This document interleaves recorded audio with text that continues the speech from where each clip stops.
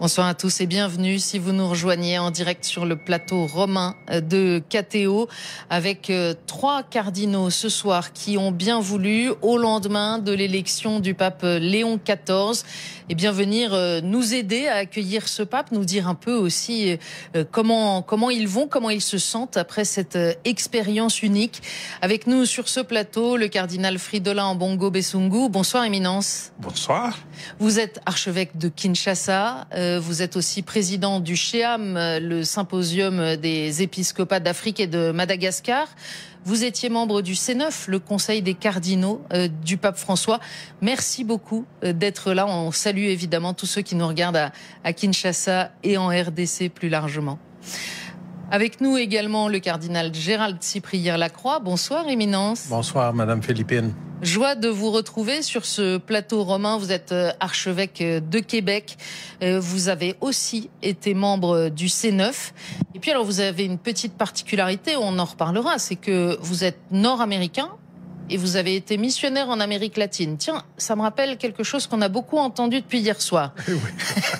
Merci vraiment d'être là. Et puis merci au cardinal Aveline d'être avec nous. Bonsoir Éminence. Bonsoir. Merci d'être là. Vous êtes l'archevêque de Marseille et vous êtes depuis 1 mois et demi élu à plus de 80% au premier tour, le président de la conférence des évêques de France avec des fonctions qui commenceront au début de l'été. On va parler bien sûr ce soir du pape Léon XIV, mais avant ça, j'aimerais avoir votre état d'esprit. Comment est-ce que vous vous sentez tous les 3? Vous avez été créé cardinal par le pape François, donc c'est la première fois que vous avez vécu un conclave. Comment est-ce qu'on se sent le lendemain? Fatigué. Fatigué parce que c'est quand même une expérience unique, exceptionnelle. C'est difficile de décrire d'ailleurs, hein. Moi, j'ai l'impression d'être comme quelqu'un qui serait en apnée depuis déjà un moment, là, descendu bien profond, et qui remonte lentement par paliers. Et j'ai l'impression de pas encore être très haut, donc je remonte petit à petit. Mais c'est une expérience spirituelle extraordinaire, et ecclésiale aussi. Voilà, enfin, on aura l'occasion d'en parler, mais on se sent, oui, fatigué, oui, mais c'est bizarre, c'est pas une mauvaise fatigue, c'est qu'on a vécu quelque chose d'exceptionnel. Mais moi, je dirais pas comme le cardinal que je suis fatigué. Je suis plutôt épuisé. C'est dans les mêmes eaux. Oui. Ouais, en fait, oui, physiquement, émotionnellement, c'est très exigeant. D'abord, on a eu, le conclave, bien sûr, mais on a eu une dizaine de journées de congrégation générale. C'est une demi-journée à la fois d'intense écoute. Une écoute de toutes les régions du monde, de toutes les réalités, de tous les sujets. Et ça, c'est très exigeant et on voulait bien le vivre parce que c'était très important d'écouter. Pour se connaître, mais aussi connaître la réalité du monde entier, de l'état de l'Église et du monde. Alors, c'est très demandant, mais après avoir vécu le conclave, la vie reprend et l'espérance encore davantage et la grande joie. Au niveau spirituel, comme vous avez dit, cardinal Aveline, c'est indescriptible. De profondeur, de surprise et quelle est belle notre Église quand elle vit quelque chose comme ça. Vraiment, moi, j'ai été ébloui. Hein, comme vous aussi, tous les deux, c'est la première fois. Hein? On apprend. J'ai fait la même expérience quand nous avons eu la nouvelle du décès du pape François. Moi, j'ai quitté mon diocèse pour venir ici avec l'idée que je venais à Rome pour le funérail du pape. C'est comme ça que je disais à mes fidèles. Mais c'est que je ne savais pas qu'il y avait 2 autres réalités que je ne connaissais pas. D'autant plus, comme ça a été dit, c'est la première fois pour nous. Tout le monde dit conclave. Mais il y a 2 réalités que nous avons vécues. Avant le conclave, c'est d'abord le funérail, qui est quand même un moment de tristesse, un moment de séparation d'avec quelqu'un qui nous a marqué, le pape François. C'est lui qui nous a fait tous les 3 cardinaux. Et puis nous avons eu cet attachement vraiment à sa personne en tant que aussi membre du C9. Donc nous venions pour ça. Mais le deuxième moment, c'est ce qu'on a appelé le pré-conclave. Ces fameuses congrégations générales. Les fameuses congrégations qui sont des moments d'écoute, d'échange, mais essentiellement d'écoute. C'est fatigant. Et vient le troisième moment qu'on dit, le conclave proprement dit. Donc c'est un sentiment d'émerveillement pour moi, pour vivre ça, une réalité que je ne connaissais pas, mais en même temps un moment de grave responsabilité, sens de responsabilité. Et bon, aujourd'hui c'est un peu comme le lendemain de Pâques, on est à la fois épuisé, mais on est fier, on est heureux que le Seigneur nous a utilisés pour accomplir cette œuvre. Un petit mot encore sur ces congrégations générales. On a beaucoup dit que vous vous découvriez, que vous avez eu peu d'occasions de vous rencontrer les uns les autres. Et en même temps, il y avait peu de temps. C'est quand même compliqué quand on est 250 parce qu'il y a les anciens aussi, les plus de 80 ans qui participent. Et est-ce que vous avez pu au moins découvrir quelques-uns, vous dire oui, là, je situe un peu mieux les uns et les autres, et puis peut-être découvrir complètement et établir des relations nouvelles? Oui, il faut dire aussi qu'il y a eu les années de COVID où on ne pouvait pas participer au consistoire. Il y a eu plusieurs cardinaux qui ont été créés à ce moment-là. Et bon, après, ça a recommencé tout doucement, les rencontres. On n'a pas eu beaucoup de rencontres, tous les cardinaux, mais ces journées-là nous ont aidés. Moi, j'ai découvert des confrères à les écouter, mais aussi au café, aux échanges, aux repas qu'on a eus. Et il y avait une bonne ambiance pendant les repas, pendant les temps de pause? Il n'y avait pas de repas. Et d'ailleurs, le premier repas qu'on a pris ensemble juste au moment du conclave, je pense qu'on était mûrs pour ça, et on a apprécié beaucoup le fait d'être assis à la même table pour manger. C'est pas pareil une pause café. Mais je pense que dans les congrégations, on est entré progressivement. Au début, il fallait régler aussi des problèmes techniques, et puis plus le temps passait, et plus l'expression aussi de ceux qui parlaient, on sentait de plus en plus le poids qui était sur nos épaules et la nécessité d'expliquer ce dont on était porteur. Et ça nous a permis des échanges très très fructueux, très très fructueux. Et on l'a senti aussi chez ceux de vos frères cardinaux qui sont venus sur le plateau au fil des jours. C'était pas la même chose. On entrait de fait en profondeur. Vous avez parlé d'une expérience spirituelle. On a beaucoup insisté aussi sur Catéo pour redire que le conclave c'est une liturgie. C'est pourquoi vous y entrez en habit de cœur. Je voudrais qu'on revienne là-dessus, mais je vous propose de voir des images que vous n'avez pas vues. Vous les avez vécues. Ce sont celles de votre entrée en conclave jusqu'à l'extra omnes et puis jusqu'à la bonne nouvelle. Regardez.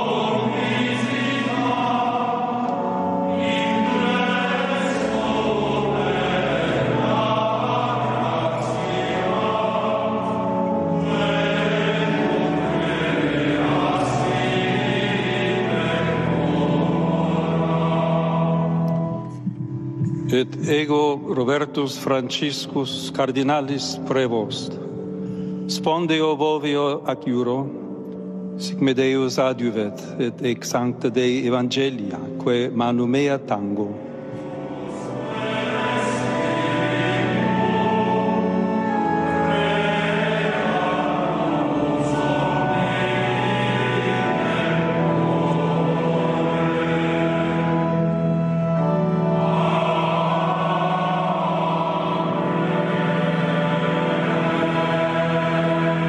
Extra omnes.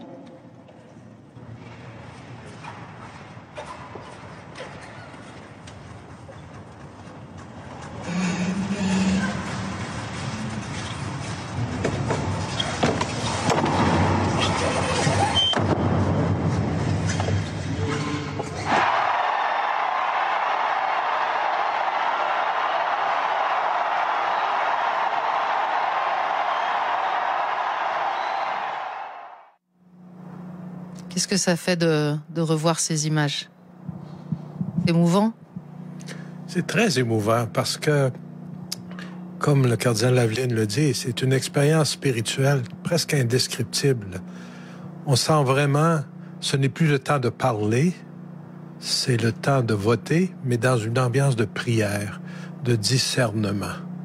Et le respect qu'il y a dans cette chapelle et devant la fresque de Michel-Ange et tout le tour aussi des saints de l'Ancien et du Nouveau Testament, les prophètes qui nous regardent de haut, c'est très, très émouvant. Et de voir le décor aussi. Moi, ça m'a énormément touché.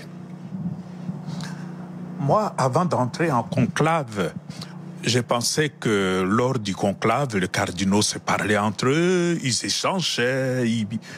Mais non, c'est que j'ai découvert l'entrée solennelle en procession, comme nous venons de voir. C'est d'ailleurs très beau ici quand on voit sur l'image. Hein. Mais on est entré, il y a eu le sermon, on a prêté serment, et la porte qui se ferme, mais de façon solennelle. Là, ça a sonné chez moi comme ça y est, les choses sérieuses commencent. Je suis effectivement en conclave. Et bon, d'un côté, je vois toute ma petitesse et la gravité de l'événement qui m'attend. Et moi, je dois dire, je l'ai vécu avec beaucoup d'humilité en disant, mais bon, nous sommes ici devant le Seigneur. Et le choix de la chapelle Sixtine, c'est très, très important. Ça nous renvoie à notre propre conscience, à notre propre sens de responsabilité et devant Dieu. Et ça aide à aller en profondeur. Moi, j'étais très ému aussi de voir les images là. On l'a vécu, mais comment vous voulez qu'on oublie des choses comme ça? C'est pas possible. Mais d'aller revoir, de revoir un petit peu comme ça, là, c'est extrêmement émouvant.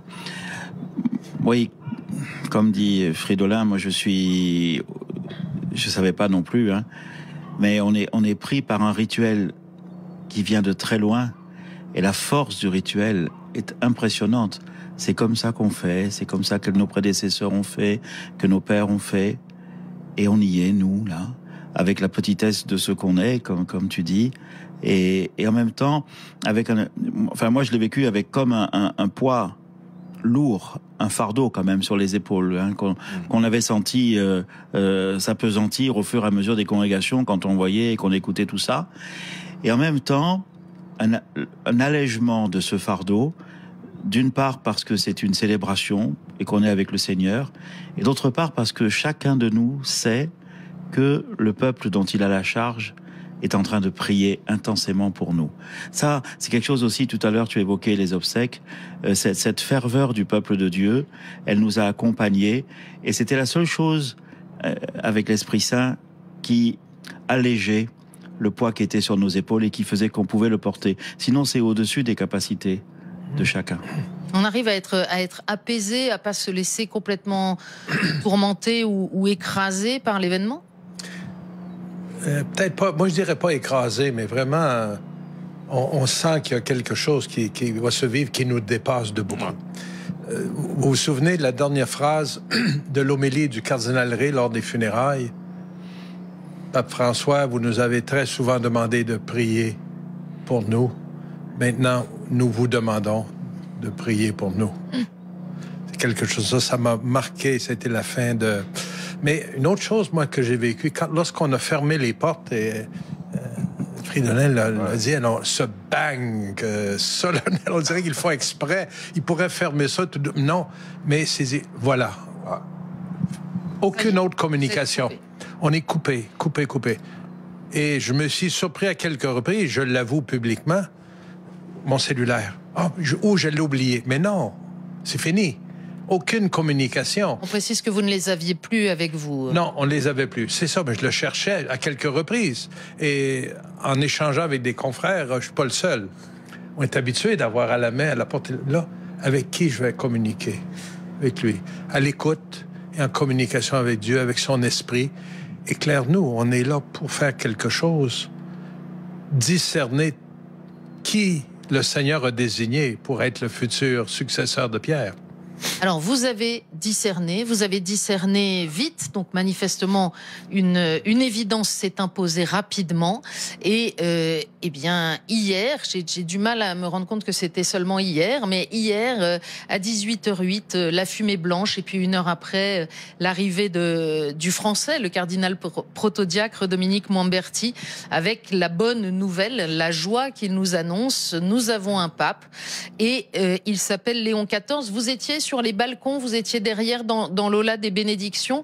Là aussi, comment est-ce que vous avez vécu ce moment de ça y est, pour le coup, c'est rouvert, et la clameur du peuple de Dieu sur la place Saint-Pierre était impressionnante? Ah oui, nous voilà.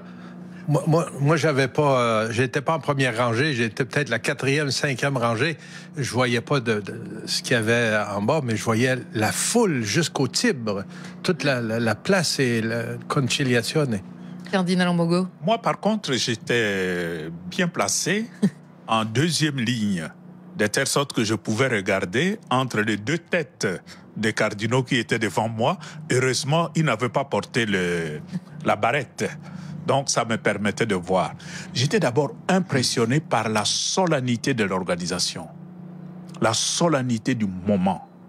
Je me demandais, mais en 1 heure, qui a pu ramener tout ce monde en ces lieux?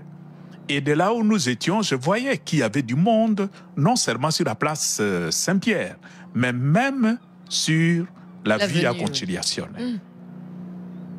J'étais impressionné. Et comment tout ça était si bien organisé. C'est là que je sentais que le peuple de Dieu attendait son pasteur et que le moment était venu. Alors, vous l'avez entendu avant nous, le choix du pape, puisqu'il l'a dit à ses frères cardinaux avant que nous ne l'apprenions sur la place. Mais comment est-ce que vous avez réagi au choix de ce nom, Léon XIV? Est-ce que ça a tout de suite résonné pour vous? Est-ce que vous vous êtes dit... est-ce que vous étiez surpris? Est-ce que... Je sais pas. Ah oui, moi j'étais surpris.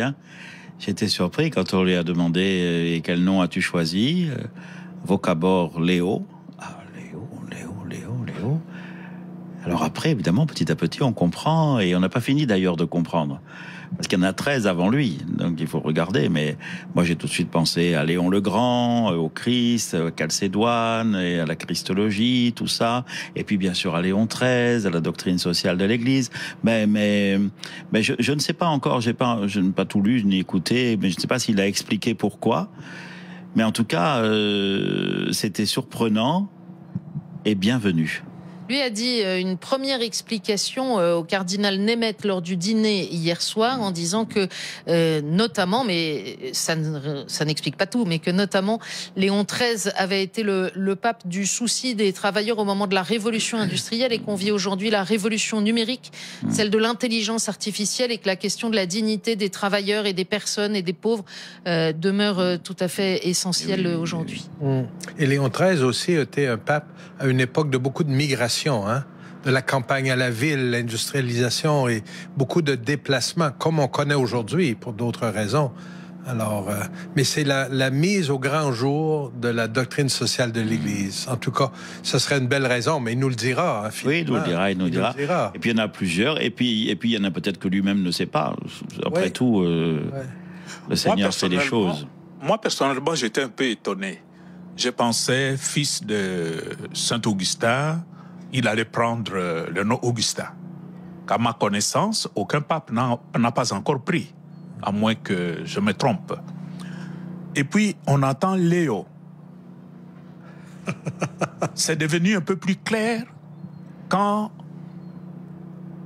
dans ses premiers mots, devant le balcon, devant le peuple, il a commencé à insister sur la nécessité de construire la paix, la fraternité, etc.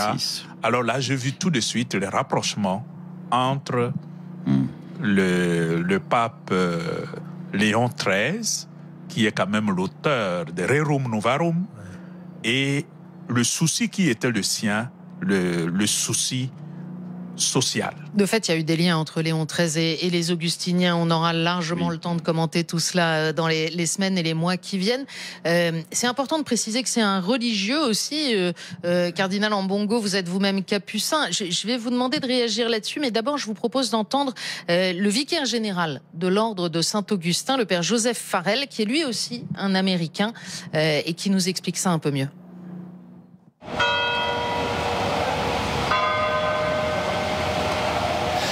To be an Augustinian really is a man who recognizes God's grace within our heart.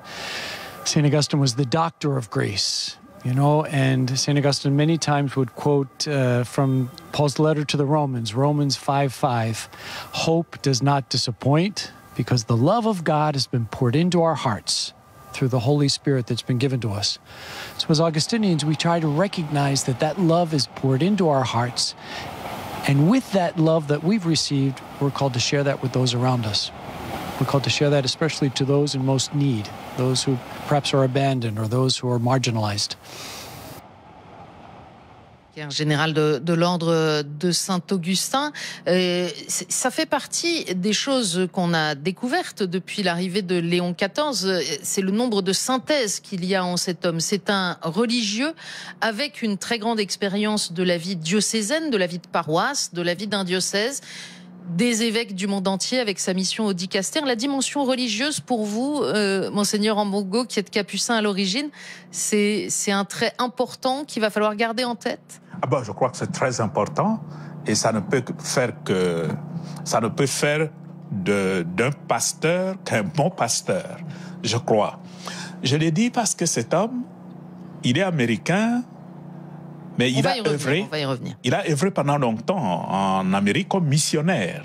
Donc cette dimension missionnaire, mais il avait derrière lui une congrégation avec un charisme particulier qui l'orientait déjà vers beaucoup de choses.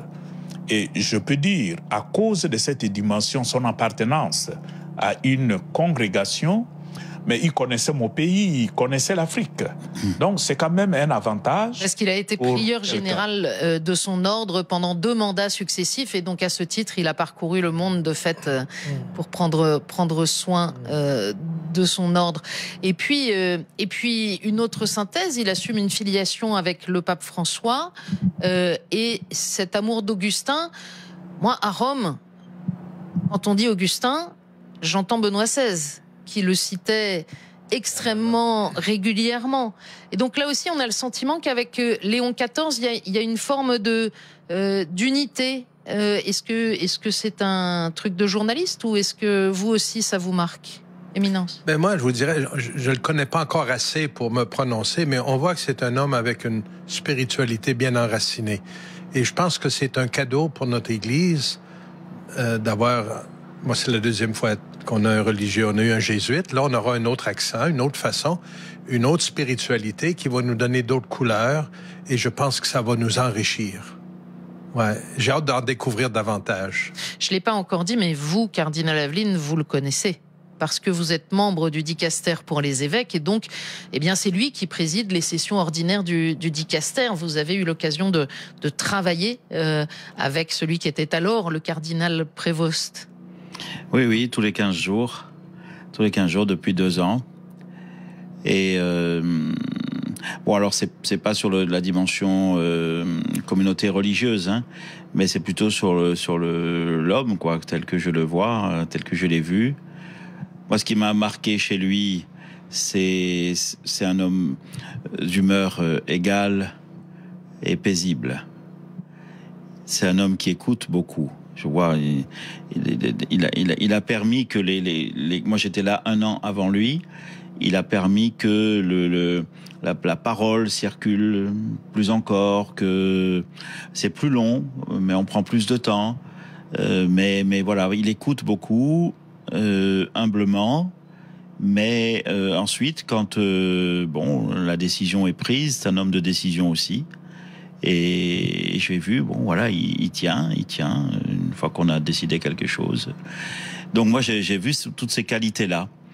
Et et avec une bonne connaissance aussi, évidemment, parce que comme vous le disiez, il a parcouru le monde, il connaît aussi, voilà, il a bien travaillé les dossiers.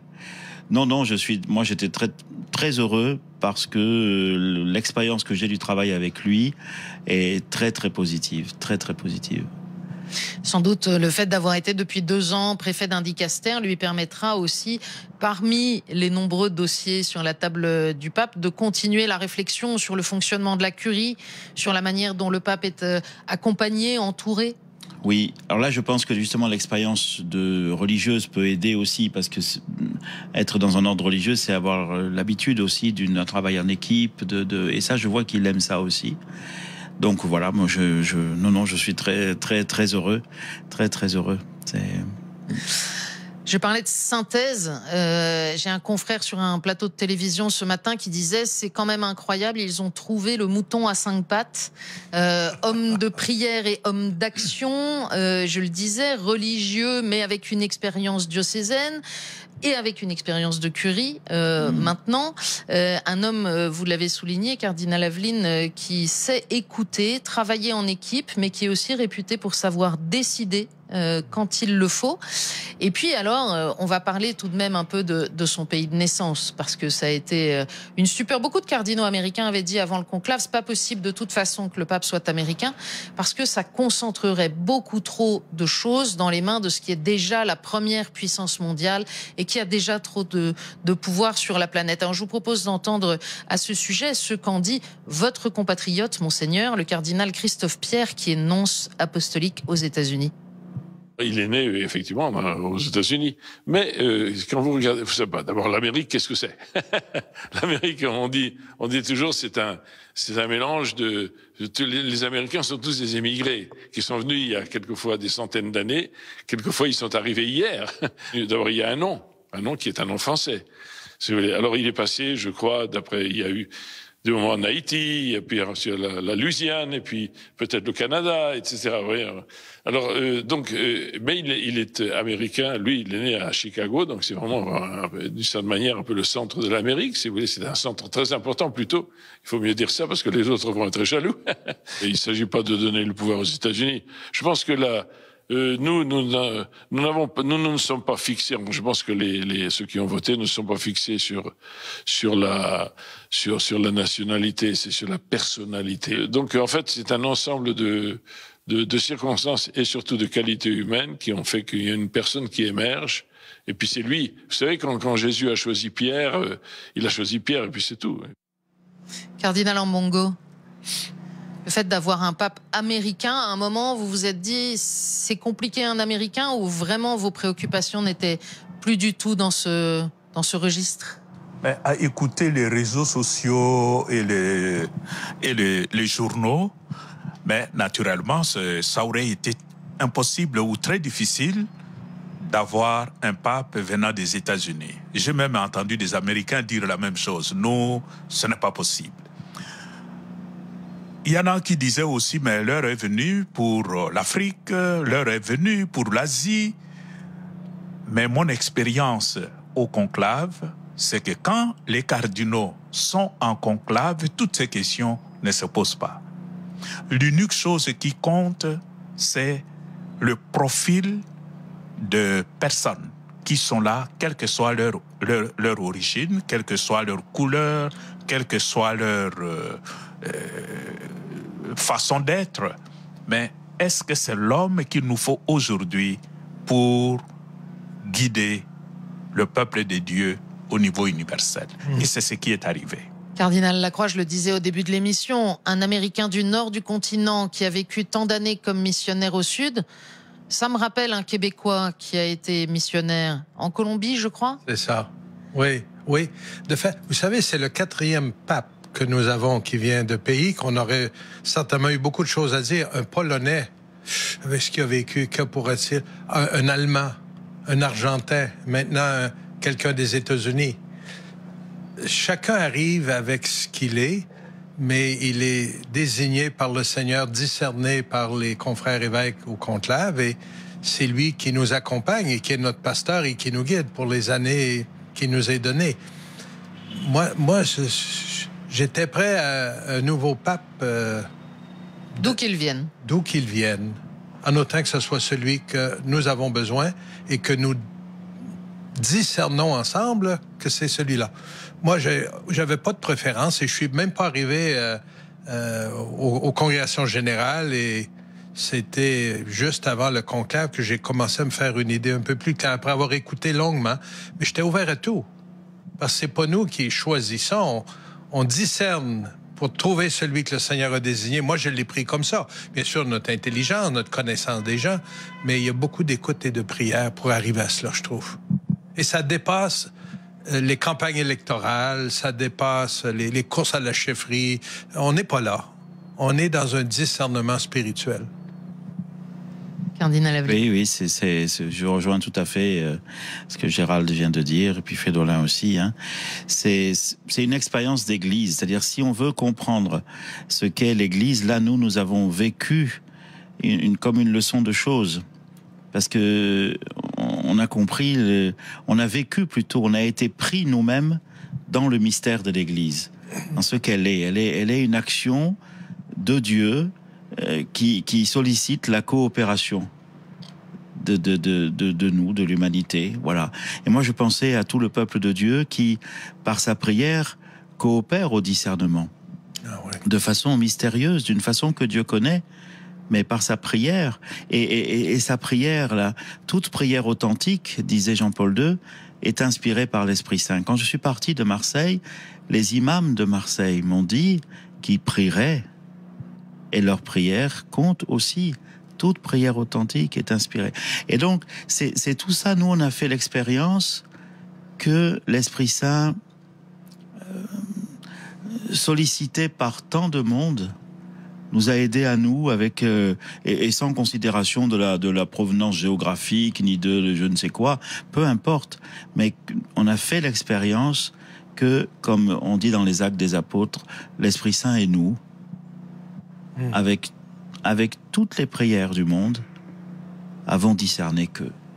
Et alors, on va pas vous demander évidemment de trahir ce qui s'est passé à l'intérieur, mais vous dites, on a discerné que c'était lui. Qu'est-ce qui, pour chacun de vous, fait que c'est lui? Est-ce qu'il y a une qualité particulière qui vous marque chacun? Parce que vous n'avez pas forcément les mêmes priorités. On a entendu beaucoup de choses pendant les congrégations générales. Évidemment, la situation de guerre partout dans le monde. Évidemment, la question de la justice et de la paix. Évidemment, aussi l'enjeu de l'unité, de la communion dans l'Église. Est-ce qu'il y a un aspect qui, pour vous, a été plus marquant, Cardinal Ambongo, avec le micro?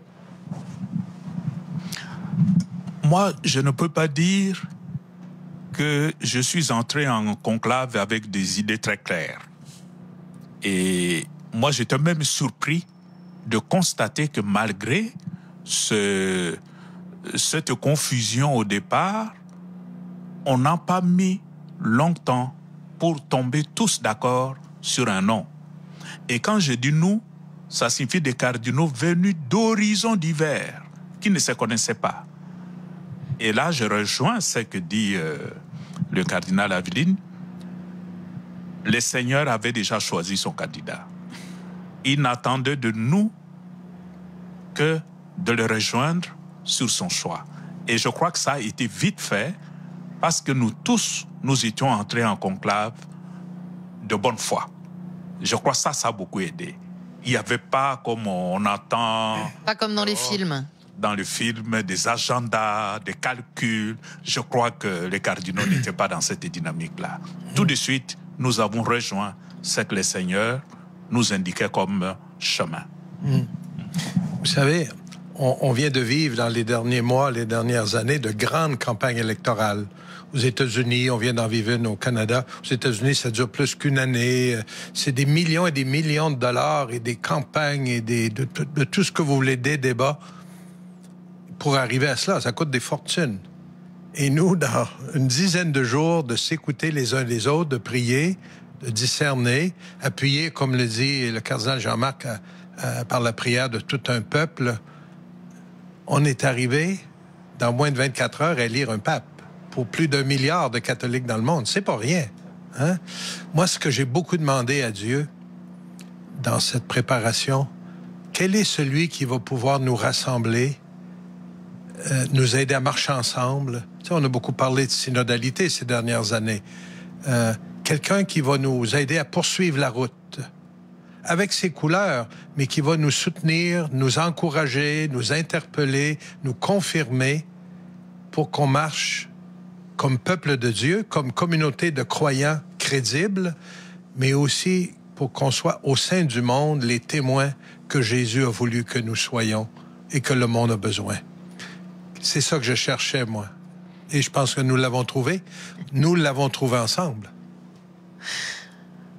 On a beaucoup dit les cardinaux cherchent un successeur au pape François, et puis en même temps on a entendu aussi dans les congrégations générales que peut-être il fallait poursuivre l'action du pape François, mais qu'il fallait aussi peut-être, j'allais dire corriger, qui suis-je pour le dire, mais en tout cas travailler sur certains aspects, sur la manière de continuer à avancer. Est-ce que c'est un successeur de François que vous avez élu? Non. Un successeur de Pierre, n'est-ce pas? On se le dit souvent. On ne cherche pas une copie carbone, une photocopie pour succéder à François, mais pour poursuivre l'œuvre que le Seigneur a laissée à Jésus, que le Seigneur a laissée à Pierre, qu'il lui a confié et que nous avons à poursuivre. Moi, c'est comme ça que je l'ai pris. Sur le plan chronologique, nous cherchions un successeur du pape François, sur le plan chronologique. Voilà. Mais sur le plan théologique, nous cherchions plutôt le successeur de Pierre. Le pape François a joué son rôle avec tout son charisme, mais il a essayé de rendre présent le mandat que Jésus avait donné à Pierre. Celui que nous cherchions, c'était aussi l'homme qui viendrait avec ses qualités, son propre charisme, pour vivre, pour actualiser le même charisme que le Seigneur, le même mandat que le Seigneur a donné à Pierre. Mais entre les deux, celui qui arrive et François, naturellement, il y a continuité, mais pas copie conforme, parce que chacun vient avec son charisme. C'est sa façon de faire, mais c'est toujours le même mandat. Le même mandat, mais vécu, appliqué, concrétisé, selon les charismes de chacun. Mais vous savez bien que dans le monde, on dit de façon un peu rapide, sans doute, certains disaient, j'espère vraiment que le prochain, il va aller encore beaucoup plus loin que François pour réformer l'Église, et puis d'autres qui disaient, j'espère que là, on va faire une marche arrière. Beaucoup ont cette grille de lecture. Mais c'est l'intérêt de cette émission aussi, que d'aider à regarder un peu plus loin que cette grille de lecture. C'est, moi, une chose qui m'a beaucoup marqué, c'est qu'on l'a senti tout de suite libre. Un homme libre qui prend une charge au-dessus de toute capacité humaine, mais qui la prend avec ce qu'il est, ce que le Seigneur a préparé en lui depuis longtemps, et que nous-mêmes, nous ne découvrirons que petit à petit, peut-être même lui-même d'ailleurs, mais le Seigneur a forgé en lui l'apôtre dont l'Église aurait besoin maintenant. Et il s'inscrit dans une lignée, si on regarde depuis le Concile Vatican II, mais on peut regarder avant aussi, l'histoire de l'Église n'a pas commencé à Vatican II, mais à chaque fois, celui qui vient, pourvu qu'il soit libre, qu'il laisse s'épanouir au service de l'Église et du monde, ce que le Seigneur a forgé en lui, s'il est libre, alors on peut voir comment la continuité, pour reprendre ce que disait Fridolin, la continuité se fait. Regardez, Jean-Paul II a mis en œuvre des choses que le Concile avait décidé, il les a poussées plus loin, ne serait-ce que pour les questions du dialogue interreligieux, mais d'autres aussi, plus loin. Paul VI avait joué ce rôle aussi, et puis les autres petit à petit, Benoît XVI, François, mais à chaque fois, c'est le même message, c'est la même chose, sauf que le Seigneur ayant cherché dans l'expérience de quelqu'un, comme il le fait d'ailleurs au niveau des évêques, mais là évidemment ça a une portée plus grande, mais dans l'expérience qu'il lui a permis de vivre, dans ce qu'il a forgé petit à petit dans cet homme-là, il en fait don à son Église. Et donc il y a cette continuité et cette nouveauté qu'il faut lui laisser, parce que le plus important c'est qu'il soit libre. Et ça on l'a vu tout de suite. Et je pense qu'il ne faut pas non plus sous-estimer le moment que nous vivons. Le décès du pape François arrive dans ce jubilé de 2025 où il a voulu que nous soyons des pèlerins de l'espérance. Alors, l'espérance est toujours tournée vers l'avenir. Ce n'est pas un rétroviseur pour regarder en arrière. Et avancer avec Jésus dans la foi, en communauté, c'est toujours regarder vers l'avenir. Il nous amène toujours plus loin. La continuité, elle est là, dans la suite du Christ, avec l'éclairage de l'Esprit, et c'est ce que nous allons découvrir. Et le Saint-Père est là pour nous aider et nous soutenir. Et nous aussi, on est là pour s'entraider et se soutenir. Et le soutenir aussi. Et aussi. Et le soutenir, parce que c'est important, ça aussi. Nous-mêmes, et puis le peuple de Dieu, évidemment. C'est très important. C'est pas pour rien qu'on prie pour lui à chaque Eucharistie. D'ailleurs, on a mis beaucoup d'accent sur ce qu'est le conclave, mais ça n'arrive pas souvent, un conclave. Le reste de l'année, nous sommes là, nous les cardinaux, pour soutenir le pape dans son ministère et l'aider à gouverner l'Église et à l'animer. Hein? Cardinal Ambongo. Oui, justement, ce qui a attendu de nous et de l'ensemble du peuple de Dieu, c'est de soutenir le nouveau pape, comme nous faisons pour tout le pape, dans la prière. Et là, François aimait le dire, priez pour moi, priez pour moi. Mais je crois que c'est aussi l'adhésion sincère aux options que le nouveau pape proposera à l'ensemble du peuple de Dieu. Donc, nous l'avons choisi, ça signifie que nous, entre guillemets, hein, l'Esprit Saint et nous, mais cela signifie que nous avons confiance en lui. Nous lui faisons confiance à nous donner la direction pour l'avenir de l'ensemble de notre Église universelle. Et c'est capital que nous nous reconnaissions en lui.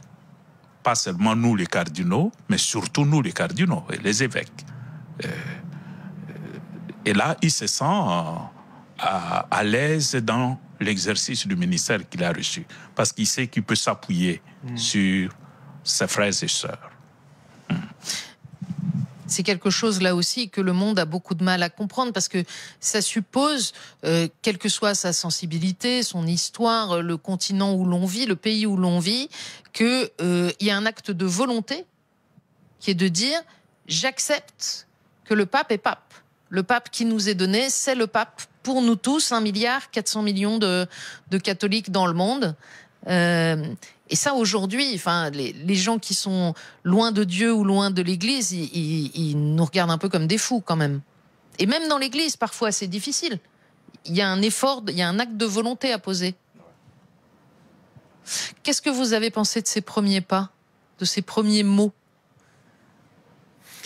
Le fait qu'il commence par souhaiter la paix du Christ dans ce temps pascal, ça commence très bien, hein? Et de voir que cette paix-là doit rejoindre les personnes, les familles, les communautés, les lieux qui ont plus grandement besoin de paix. Mais aussi, tenez à nous rappeler, ou n'oubliez pas que vous êtes aimés de Dieu. Et ça, c'est fondamental. Le christianisme, c'est d'abord ça. Se reconnaître aimé de Dieu. Être quelqu'un pour Dieu et reconnaître, entrer dans cette relation. Hein? Et en tout cas, moi, ces premiers pas-là m'ont beaucoup touché. Moi, personnellement, j'étais frappé qu'il ait commencé avec ce souhait de paix. Nous, on pouvait peut-être penser, en tant que pape, il va insister sur des choses spirituelles, etc. Mais en commençant par le souhait de paix, comme dit justement le cardinal Gérard, il rejoint le Christ ressuscité.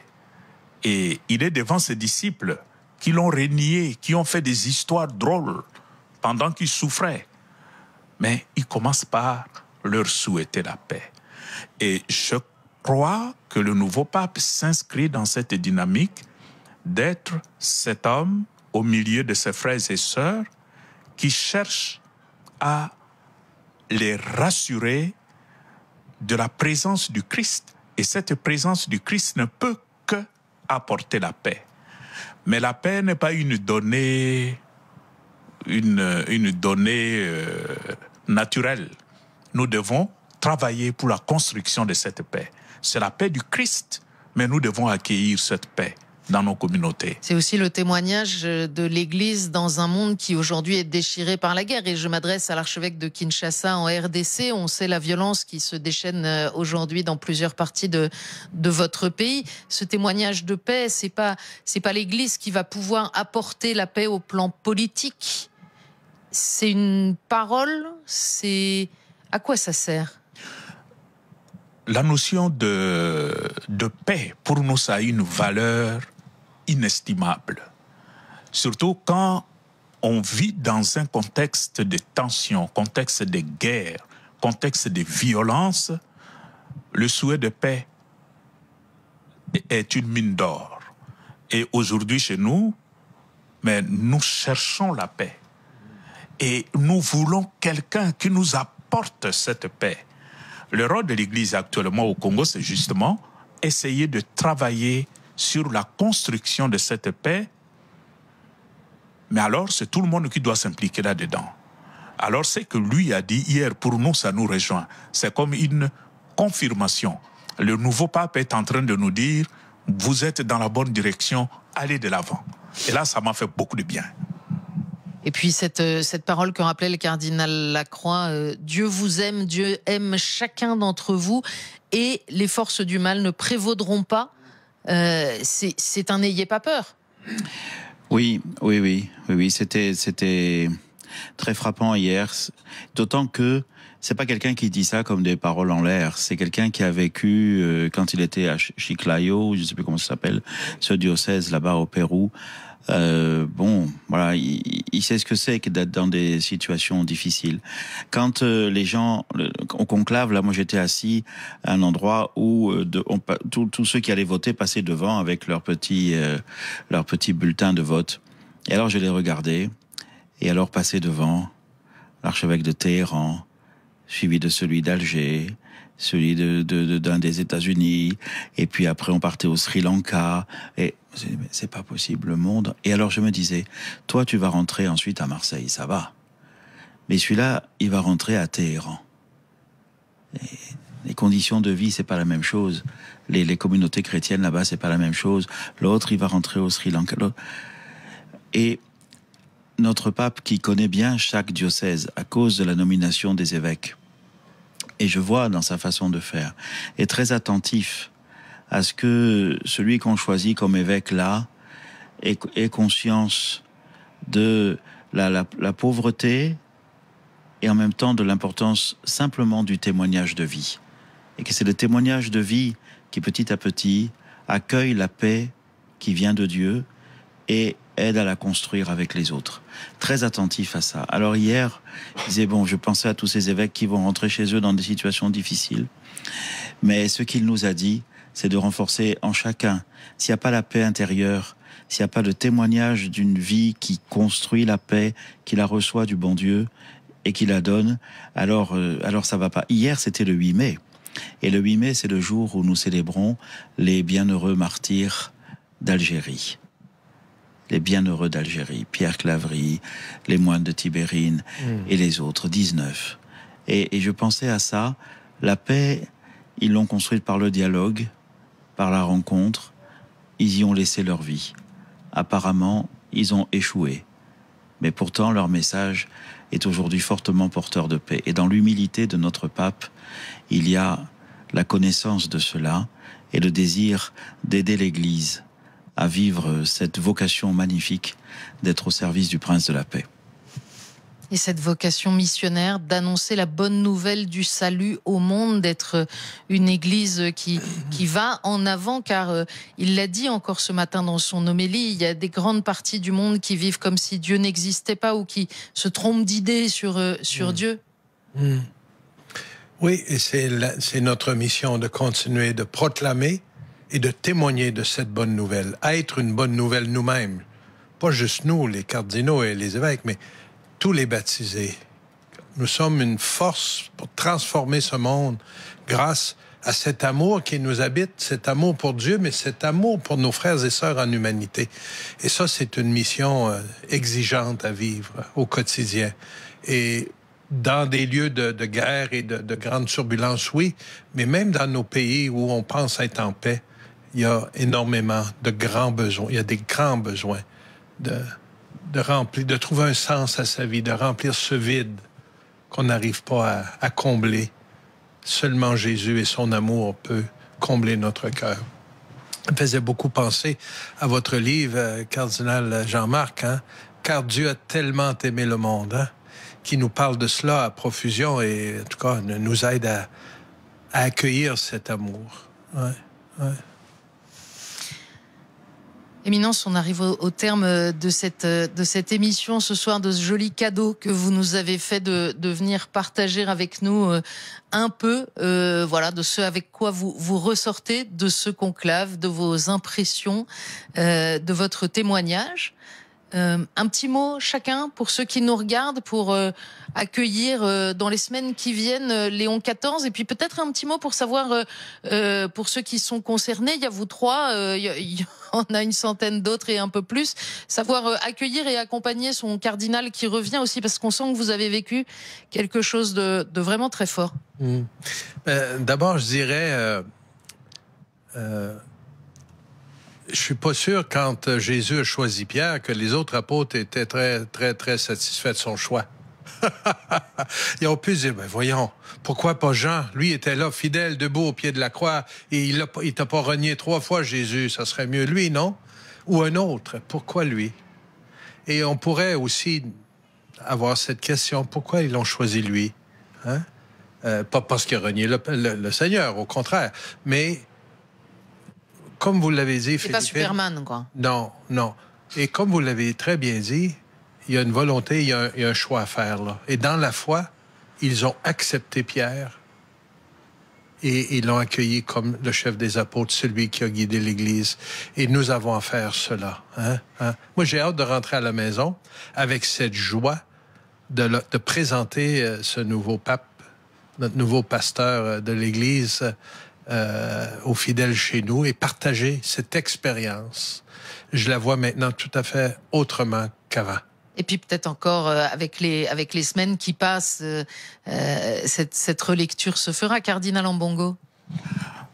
Moi, je crois, depuis la publication hier, l'annonce de la grande nouvelle, j'ai taquiné le cardinal Mamberti aujourd'hui, mais vous êtes vraiment le porteur de la bonne nouvelle que le peuple attendait. Moi, je n'ai jamais joué un rôle comme ça. Alors, lui, il rigolait. Mais c'est sûr que cette nouvelle a réjoui beaucoup de gens. Au-delà de sa nationalité, au-delà de ses origines, etc., je crois qu'avant même de nous poser des questions, beaucoup de nos fidèles ont déjà accueilli le nouveau pape. Moi, c'est plutôt un sentiment de gratitude. Quand j'entends de simples gens qui nous disent « Ah, nous vous félicitons parce que vous nous avez donné un pape », ça signifie que tout le monde a déjà adhéré. Là, j'y vois la main de Dieu. Il faudrait que nous continuions à l'accompagner dans son nouveau ministère pour qu'au milieu de nous, qu'il soit vraiment le successeur de Pierre, qui confirme ses frères et qui indique aussi le chemin tel que le Seigneur le veut pour son peuple. Oui, oui, moi je suis aussi dans cet état d'esprit, j'ai hâte de rentrer à la maison aussi. Et bah, Pierre, oui, Pierre c'est Pierre, mais il choisit les 12. Et c'est pas les meilleurs, enfin, c'est vite vu, hein. Et nous non plus d'ailleurs. C'est pas les meilleurs. Mais on est choisi pour être avec le Christ. C'est comme ça, il est choisi pour être avec lui et les envoyer annoncer l'évangile. Et notre premier devoir finalement, c'est d'être avec le Seigneur chacun. Et pas uniquement les cardinaux, mais le lien avec le Seigneur est le plus court chemin pour être en lien avec notre nouveau pape et le soutenir. Éminence, vous m'en voudrez pas si je trahis un petit secret. Il y a des enfants des écoles qui vous avaient écrit avant le conclave. Et beaucoup vous avez écrit en disant, y compris des jeunes musulmans, choisis un bon pape. Oui, je vous ai montré ça parce que c'est un petit message qui m'est arrivé juste avant le conclave des élèves d'une école catho à Marseille qui est dans les quartiers nord. Et alors certains sont musulmans, d'autres, mais alors ils me disaient tous, bon, et choisis, parce que je les avais rencontrés il y a pas tellement longtemps, choisis-nous un bon pape, choisis-nous un bon pape, et voilà. Et là je reçois des merci, vous avez choisi et un merci, bon pape. et merci. Voilà. Donc, mais maintenant c'est dans la prière qu'on a rendez-vous pour être avec lui. Merci vraiment à tous les trois d'avoir accepté d'être là ce soir et d'avoir accepté de partager avec nous des choses si difficiles à partager. J'espère qu'elles vous auront rejoint, vous qui nous avez regardé. Merci à toute l'équipe aussi qui a permis la réalisation de cette émission que vous pouvez retrouver sur notre site internet ktotv.com. À très bientôt.